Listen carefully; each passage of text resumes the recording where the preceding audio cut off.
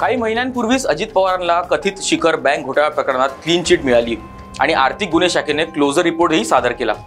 मात्र यावर आता अण्णा हजारेंनी आक्षेप घेतला आणि कोर्टात देखील निषेध याचिका दाखल करणार आहेत।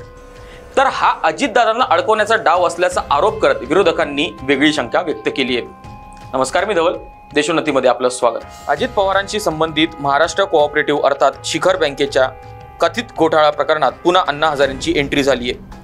एप्रिल महिन्यात आर्थिक गुन्हे शाखेनं अतिरिक्त क्लोजर रिपोर्ट दाखल करत क्लीन चिट दिली होती।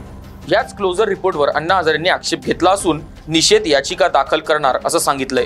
या प्रकरणाची सुनावणी 29 जूनला होणार आहे। त्यामुळे अजित पवारांच्या अडचणी वाढण्याची शक्यता आहे। तर अजित पवार गटाचे प्रवक्ते सूरज चव्हाण यांनी अण्णांवर सुपारी घेतल्याची टीका करत थेट नार्को टेस्टची मागणी केली आहे। कोणाच्या इशाऱ्यावर अजित पवारांच्या विरोधात मोहीम सुरू आहे अशी शंका सूरज चव्हाण यांनी उपस्थित केली आहे। तोच प्रश्न संजय राऊतांनी निर्माण करत इतर घोटाळ्यांवरही अण्णांनी बोलावं असं राऊत म्हणाले। राणेगण सिद्धीत अजित पवारांच्याच बद्दल हालचाली देखील सुरू झाल्या आहेत। सूरज चव्हाण, संजय राऊत यांच्या पाठोपाठ शरद पवारांच्या राष्ट्रवादीचे जितेंद्र आव्हाडांनीही शंका उपस्थित केली आहे। अजित पवारांना साईडलाईन करण्याचा डाव असून ते भाजपचे कार्यकर्ते असल्याची टीका आव्हाडांनी केली आहे। वर्षभराआधी अजित पवार 40 आमदारांसह भाजपात आले आणि उपमुख्यमंत्री झाले। त्यानंतर अजित पवारांविरोधातल्या कारवाया थांबल्या किंवा क्लीन चिट मिळाली असे आरोप विरोधकांकडून सुरू झालेत। अण्णांनीही अजित पवार यांना भाजपनं सोबत घेतल्याने निशाणा साधला होता।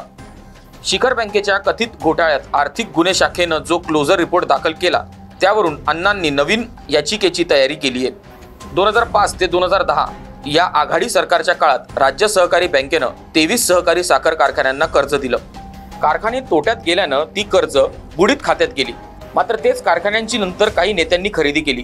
पुन्हा तोट्यात गेलेल्या त्याच कारखान्यांना राज्य सहकारी बँकेनं कर्ज दिल्याचा आरोप आहे, ज्यात 25,000 कोटींचा घोटाळा झाल्याचा आरोप आहे, ज्यात बँकेचे संचालक राहिलेले अजित पवारांसह 70 जणांवर गुन्हेही दाखल झाले होते। मात्र एप्रिल महिन्यात दाखल केलेल्या क्लोजर रिपोर्टमध्ये आर्थिक गुन्हे शाखेने म्हटलं की बँकेच्या संचालक मंडळाने दिलेल्या कर्जामुळे बँकेला कुठलंही आर्थिक नुकसान झालेलं नाही।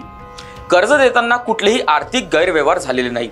सरकार आपली भूमिका कोर्टात मांडेल असं मंत्री शंभूराज देसाई यांनी म्हटलंय। मात्र शरद पवार गट आणि महाविकास आघाडीलाच महायुतीत अजित पवारांविरोधात कट रचल्याचं वाटतंय। तुम्हाला यावर काय वाटतं हे कमेंट्समध्ये नक्की कळवा आणि अशाच रिपोर्ट्स बघण्यासाठी देशोन्नतीला सबस्क्राईब करा आणि पाहत राहा देशोन्नती। नमस्कार।